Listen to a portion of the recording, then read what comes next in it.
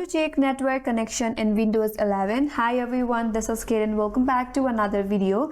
And on today's video, we will learn how we can check your network connection. So without further delay, let's get started.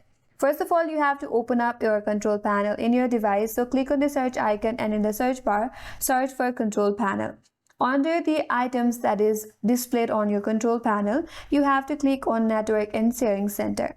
Under the Network and Sharing Center, you can view all of your basic network information, also set up the connection.